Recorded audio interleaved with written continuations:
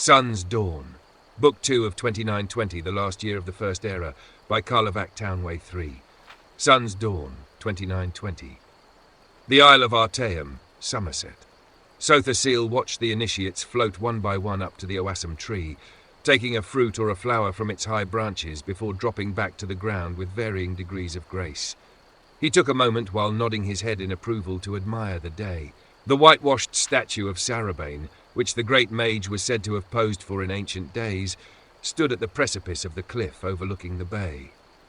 Pale purple prosciutto flowers waved to and fro in the gentle breeze. Beyond, ocean and the misty border between Artaeum and the main island of Somerset. By and large acceptable, he proclaimed as the last student dropped her fruit in his hand. With a wave of his hand, the fruit and flowers were back in the tree. With another wave, the students had formed into position in a semicircle around the sorcerer. He pulled a small fibrous ball, about a foot in diameter, from his white robes. "What is this?" The students understood this test. It asked them to cast a spell of identification on the mysterious object. Each initiate closed his or her eyes and imagined the ball in the realm of the universal truth. Its energy had a unique resonance, as all physical and spiritual matter does. A negative aspect, a duplicate version, relative paths, true meaning, a song in the cosmos, a texture in the fabric of space, a facet of being that has always existed and always will exist. "A ball," said a young Nord named Wellig, which brought giggles from some of the younger initiates, but a frown from most, including Sotha Sil. "If you must be stupid, at least be amusing," growled the sorcerer, and then looked at a young, dark-haired Altmer lass who looked confused. "Lilatha, do you know?" "It's Grom," said Lilatha uncertainly. "What the dromef after they've KKR Krevinasim." "Carvinasim, but very good nonetheless," said Sotha Sil. "Now tell me, what does that mean?" "I don't know," admitted Lilatha. The rest of the students also shook their heads. "There are layers to understanding all things," said Sotha Sil. "The common man looks at an object and fits it into a place in his way of thinking. Those skilled in the old ways, in the way of the Psychic, in mysticism, can see an object and identify it by its proper role. But one more layer is needed to be peeled back to achieve understanding. You must identify the object by its role and its truth, and interpret that meaning. In this case, this ball is indeed Grom, which is a substance created by the Drogue, an underwater race in the north and western parts of the continent. For 1 year of their life, they undergo Carvinasim when they walk upon the land. Following that, they return to the water and meth, or devour the skin and organs they needed for land dwelling. Then they vomit it up into little balls like this, Grom. Drogue vomit." The students looked at the ball a little queasily. Sotha Sil always loved this lesson. 4 Sun's Dawn, 2920. The Imperial City, Cyrodiil. "Spies," muttered the Emperor, sitting in his bath, staring at a lump on his foot. "All around me, traitors and spies." His mistress Ridger washed his back, her legs wrapped around his waist. She knew after all these many years when to be sensual and when to be sexual. When he was in a mood like this, it was best to be calmly, soothingly, seductively sensual, and not to say a word unless he asked her a direct question, which he did. "What do you think when a fellow steps on his Imperial Majesty's foot and says, 'I'm sorry, Your Imperial Majesty'? Don't you think, 'Pardon me, Your Imperial Majesty' is more appropriate? 'I'm sorry.' Well, that almost sounds like the bastard Argonian was sorry I am his Imperial Majesty. That he hopes we lose the war with Morrowind. That's what it sounds like." "What would make you feel better?" asked Ridger. "Would you like him flogged? He is only, as you say, the battle chief of Soul Rest. It would teach him to mind where he's stepping. My father would have flogged him. My grandfather would have had him killed," the Emperor grumbled.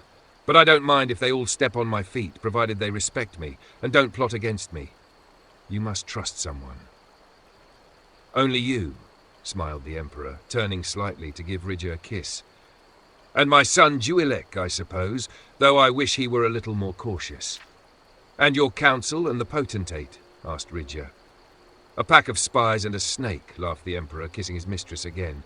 As they began to make love, he whispered, "As long as you're true, I can handle the world." 13 Sun's Dawn, 2920 Mournhold, Morrowind. Chirala stood at the black, bejeweled city gates.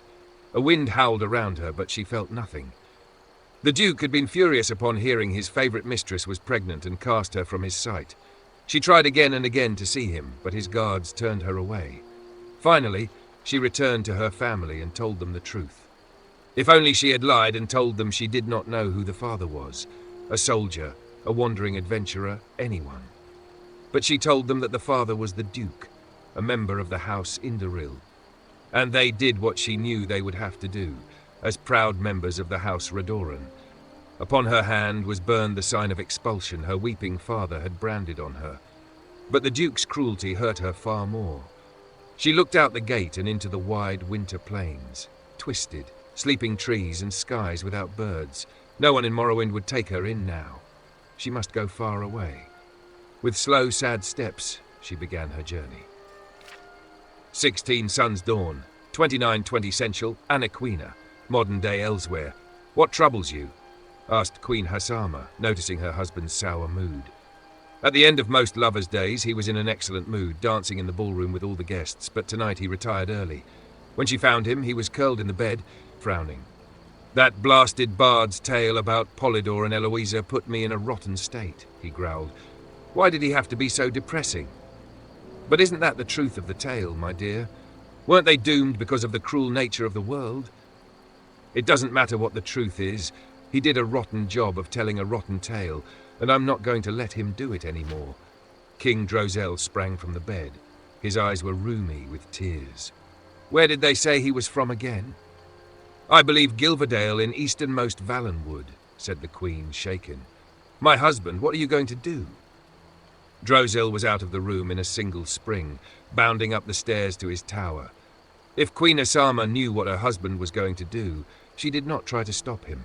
He had been erratic of late, prone to fits and even occasional seizures, but she never suspected the depths of his madness and his loathing for the bard and his tale of the wickedness and perversity found in mortal man. 19 Sun's Dawn, 2920 Gilverdale, Valenwood. Listen to me again, said the old carpenter. If cell 3 holds worthless brass, then cell 2 holds the gold key. If cell 1 holds the gold key, then cell 3 holds worthless brass. If cell 2 holds worthless brass, then cell 1 holds the gold key. I understand, said the lady. You told me, and so cell 1 holds the gold key, right?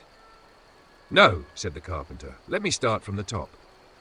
Mama, said the little boy, pulling on his mother's sleeve. Just one moment, dear. Mother's talking, she said, concentrating on the riddle. You said cell 3 holds the golden key if cell 2 holds worthless brass, right? No, said the carpenter patiently. Cell 3 holds worthless brass if cell 2... Mama! Cried the boy. His mother finally looked. A bright red mist was pouring over the town in a wave, engulfing building after building in its wake. Striding before was a red-skinned giant. The Daedra Molag Bal. He was smiling. 29 Sun's Dawn, 2920 Gilverdale, Valenwood. Almalexia stopped her steed in the vast moor of mud to let him drink from the river. He refused to, even seemed repelled by the water. It struck her as odd. They had been making excellent time from Mournhold, and surely he must be thirsty. She dismounted and joined her retinue. Where are we now? She asked. One of her ladies pulled out a map. I thought we were approaching a town called Gilverdale. Almalexia closed her eyes and opened them again quickly. The vision was too much to bear. As her followers watched, she picked up a piece of brick and a fragment of bone and clutched them to her heart.